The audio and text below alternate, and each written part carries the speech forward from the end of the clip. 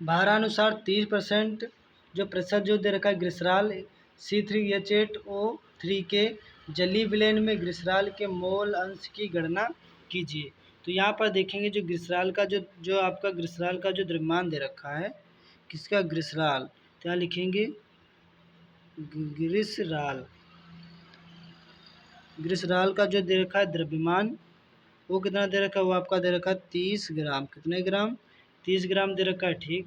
उसके बाद कह रहा है विलयन में विलायक जल का द्रव्यमान, क्या निकालेंगे, विलयन जल का द्रव्यमान, भाई जिसमें ये लोग मिले होंगे, तो जो जल का द्रव्यमान निकालने के लिए हम क्या करेंगे, जो जो विलायक हो, जो कह लीजिए विलयन में जो विलायक होगा जिसमें मिलाया जाएगा वो अपनी जगह पे कितना होगा, 100% होगा। और 100 में से जब 30 को ग्लिसरॉल का द्रव्यमान जो दे रखा है विलेन का, उसको हम क्या कर देंगे, घटा देंगे, तो आपका कितना आ जाएगा, 70 ग्राम। कितने ग्राम, 70 ग्राम। ये क्या आ जाएगा, ये आपका आ जाएगा विलायक, मतलब विलेन में विलायक का द्रव्यमान जल में आ जाएगा। किस में आ जाएगा, जल में आ जाएगा द्रव्यमान, ठीक।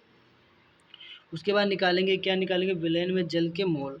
क्या निकालेंगे, विलेन में जल के मोल, या आप इस तरीके से इसको एम भी लिख सकते हो। जो मोल निकालेंगे तो लिखेंगे जल का द्रव्यमान, क्या लिखेंगे, जल का द्रव्यमान, और बटे में लिखेंगे जल का आणविक द्रव्यमान, लिखेंगे जल का आणविक द्रव्यमान। तो जल का आणविक द्रव्यमान आप देखो यहाँ पास, ये जो आपका जल का द्रव्यमान वो कितना, अभी जो निकाल के लाए जल का द्रव्यमान वो आपका है 70, और जो आणविक द्रव्यमान जो होता है जल का, मतलब H2O का जो आणविक द्रव्यमान वो आपका होता है 18, निकाल लोगे। अब इसको डिवाइड करेंगे तो आपका आ जाएगा 18 से 70 को जब भाग देंगे तो 3.888 मोल आ जाएगा। ये 18 मत पूछना कहाँ से आ गया, तो आपको पता होना चाहिए H2O का जो आपका होता है परमाणु भार। तो यहाँ पर इसको हम निकालना सीखो, 1H1 होता है और ऑक्सीजन का 8 हो 16 होता है। तो यहाँ हाइड्रोजन कितना है 1, तो 1 गुणे 2 से गुणा करेंगे, 2 हाइड्रोजन है, और प्लस 16, 2 एकम 2 और 16 2 18 हो जाएगा, ठीक। इसको सबको डायरेक्ट ही लिखेंगे, आपको पता होना चाहिए। उसके बाद विलयन में ग्लिसरॉल के मोल निकालेंगे, तो लिखेंगे ग्लिसरॉल का द्रव्यमान बटे, यहाँ हिंदी में लिख लेना आप सभी लोग, ग्लिसरॉल का द्रव्यमान और बटे ग्लिसरॉल का आणविक द्रव्यमान। तो ग्लिसरॉल का आणविक द्रव्यमान। अब यहाँ पर देखेंगे जो आपका ग्लिसरॉल का द्रव्यमान वो कितना दे रखा था, सबसे ऊपर 30 दे रखा था।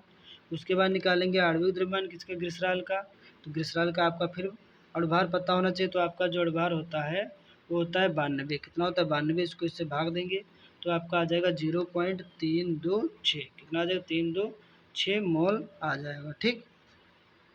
इसी तरीके से हम क्या करेंगे, इसी तरीके से हम निकालेंगे मोल प्रभाज, ग्लिसरॉल का निकालेंगे मोल प्रभाज, लेकिन ग्लिसरॉल, अब निकालेंगे ग्लिसरॉल का मोल प्रभाज। सवाल में बोल क्या रहा था, सवाल में ये कह रहा था कि ग्लिसरॉल के मोल अंश की गणना कीजिए। क्या कीजिए, ग्लिसरॉल के मोल अंश की गणना कीजिए। तो यहाँ पर देखेंगे मोल प्रभाज निकालेंगे ग्लिसरॉल का। तो ग्लिसरॉल का मोल प्रभाज निकालने के लिए यहाँ पर हम क्या लिखेंगे, यहाँ पर लिखेंगे विलयन में ग्लिसरॉल के मोल, विलयन में ग्लिसरॉल के मोल, और बटे में क्या लिखेंगे, बटे में लिखेंगे विलयन के या विलयन में ग्लिसरॉल के मोल। यहाँ भी वही चीज़ लिखेंगे, विलयन में ग्लिसरॉल के मोल, जो यहाँ लिखेंगे विलयन में ग्लिसरॉल के मोल, फिर लिखेंगे विलयन में ग्लिसरॉल के मोल प्लस चिन्ह लगाएंगे, लिखेंगे विलयन में जल के मोल। क्या लिखेंगे, विलयन में जल के मोल, ठीक। अब यहाँ पर देखो विलयन में ग्लिसरॉल के मोल कितना दे रखा था, अभी जो ज्ञात करके लाए 0.326, और बटे जो इसका जो विलयन में ग्लिसरॉल के मोल वो भी कितना था 0.326, और प्लस वो जो था विलयन में जल के मोल, विलयन में जल के मोल कितना था, तो 3.888 था, है ना। अब इन दोनों को ऐड करेंगे, इसको डिवाइड कर देंगे, डिवाइड करेंगे 0.326, ये तो ऐसे रहेगा, है ना, ये नीचे वाला लिखना है, तो क्या तो वही रहेगा 0. सही लिखा था, यहाँ लिखेंगे 0.326, उसमें ऐड करेंगे 3.888, ठीक। ऐड करेंगे तो 8 6 14 का 4 चला 1 8 8 1 9 9 10 11 का 1 चला 1 8 8 1 9 9 1 10 10 2 12 के 2 चला 1 3 1 4 पॉइंट। तो यहाँ पास आ जाएगा 0.326 और बटे में आ जाएगा 4.214। 8 से 14 के 4 चला 1 8 1 9 9 1 10 10 11 का 1 चला 1 8 1 9 9 1 10 10 2 12 के 2 चला 1 3 1 4, ठीक। अब यहाँ क्या हो जाएगा, पॉइंट से पॉइंट हट जाएगा, तो यहाँ 3 2 6 और बटे में आ जाएगा 4 2 1 4। अब इसे इसको डिवाइड कर देंगे, तो डिवाइड करने पर आपका आ जाएगा 0.0773।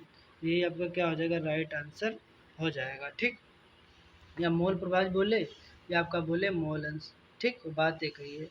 तो फिर ये जो न्यूमेरिकल आपके समझ में आया होगा। फिर मिलता है नेक्स्ट वीडियो में, तब तक के लिए आप सभी का धन्यवाद।